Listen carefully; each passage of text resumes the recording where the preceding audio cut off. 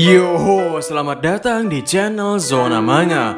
Ini adalah second channel dari channel Diskus OP, tempat kita akan membahas manga anime selain manga One Piece. Yoho, apa kabar nakama semuanya? Semoga nakama semua selalu dalam keadaan yang sehat-sehat saja.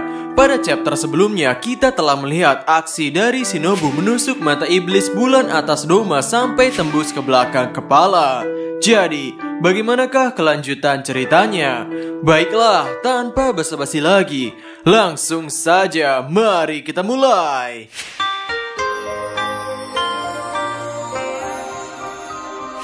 Chapter 142 kali ini berjudul Pilar Serangga. Shinobu Koshou Shinobu. Dari cover chapter kita mendapat kisah masa lalu dari iblis bulan atas Doma. Di sana diceritakan bahwa sejak kecil Doma adalah orang yang cerdas dan baik hati. Ia selalu membantu orang yang membutuhkan dan membuat mereka senang. Doma merasa bahwa itu adalah tugasnya. Orang tua Doma melihat anaknya memiliki pelangi di matanya. Rambut putihnya menunjukkan kepolosannya. Mereka menganggap Doma itu spesial dan yakin bahwa Doma bisa mendengar suara dewa. Dari sisi Doma, ia menganggap orang tuanya sangat bodoh. Saking bodohnya orang tua Doma sampai mendirikan sekte pemuja surga yang membosankan menurut Doma. Doma berpura-pura mengikuti kelakuan orang tuanya karena merasa kasihan kepada mereka. Dan Doma tidak pernah sekalipun mendengar suara dewa. Pada awalnya, Doma merasa aneh saat segerombolan orang menyembahnya dan berdoa kepadanya. Orang-orang itu datang kepada Doma dan menceritakan penderitaan dan kesulitan mereka, lalu meminta nasihat kepada Doma. Setelah Doma mendengarkan cerita yang Doma anggap membosankan dari orang-orang itu, mereka membungkuk dan mohon pada Doma untuk dituntun menuju surga. Ketika itu Doma pun menangis. Doma merasa sedih karena ia berpikiran surga itu tidak ada. Itu hanya dongeng yang dibuat-buat oleh manusia. Dewa dan Buddha juga tidak ada. Orang-orang itu sudah hidup puluhan tahun, tapi Doma anggap mereka tidak bisa memahami hal sesimpel itu. Dalam ingatannya, Doma berkata, "Saat kau mati, kau akan kembali ke kekosongan. Kau tidak akan merasakan apapun. Jantung dan otakmu akan berhenti berfungsi. Lalu tubuhmu akan membusuk di dalam tanah. Selama kau hidup, itulah takdir abadimu." Mereka tidak bisa menerima hal sesimpel itu. Pasti sulit hidup jadi orang bodoh. Aku ingin membuat orang-orang menyedihkan ini bahagia dan membantu mereka. Itulah alasan aku dilahirkan. Sungguh kisah masa lalu yang panjang dan aneh dari Doma. Ketika kita kembali pada masa sekarang, sepertinya Shinobu telah menggunakan campuran racun yang kelima. Namun Doma masih saja belum mati. Doma merasa racunnya semakin menjadi tidak efektif dan menanyakan apakah Shinobu baik-baik saja dengan nafas yang terengah-engah. Shinobu pun di sini takjub dengan kekebalan terhadap racun dan daya tahan dari Doma ini.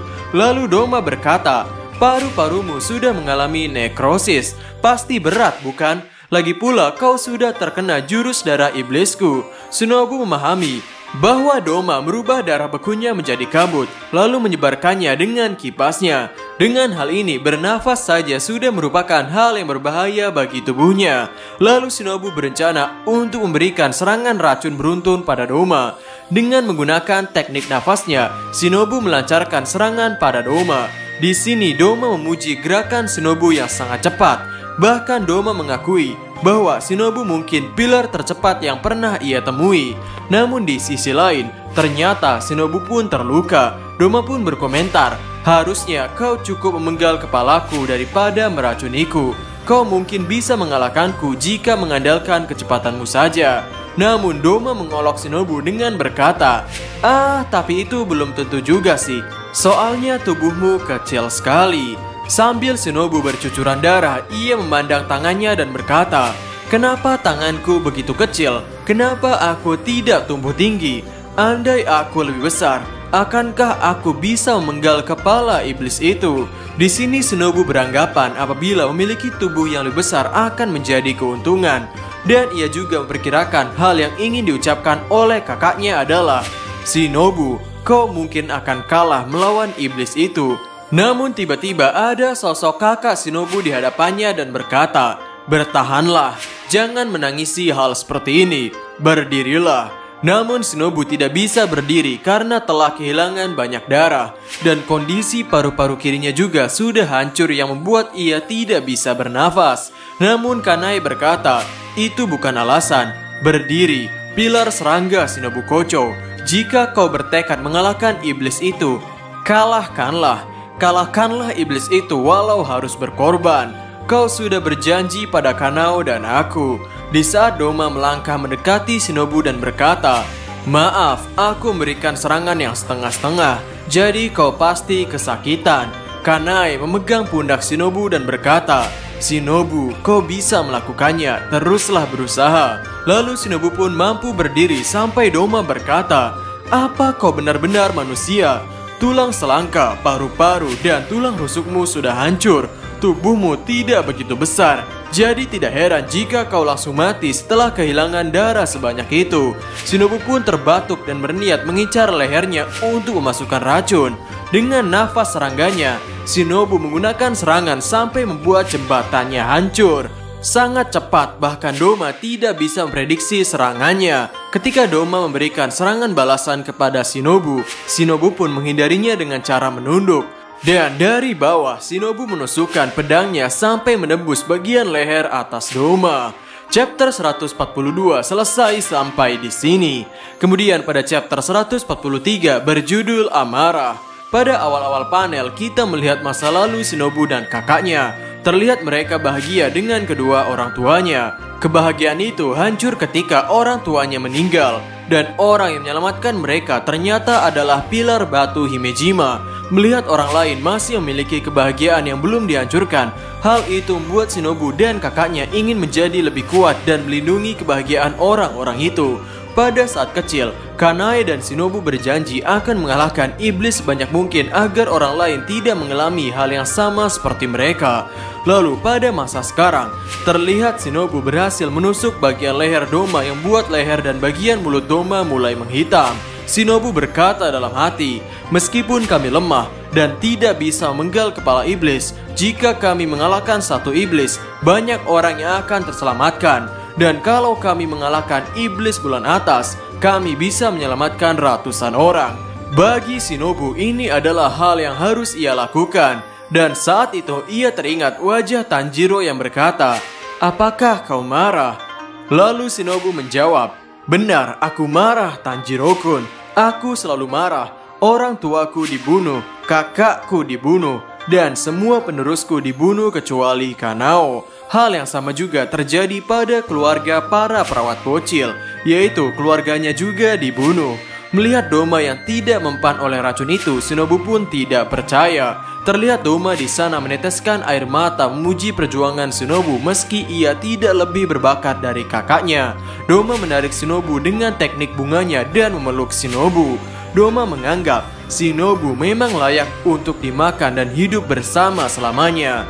Dan ketika Doma menanyakan apakah ada kata-kata terakhir dari Shinobu, Shinobu berkata, pergilah ke neraka.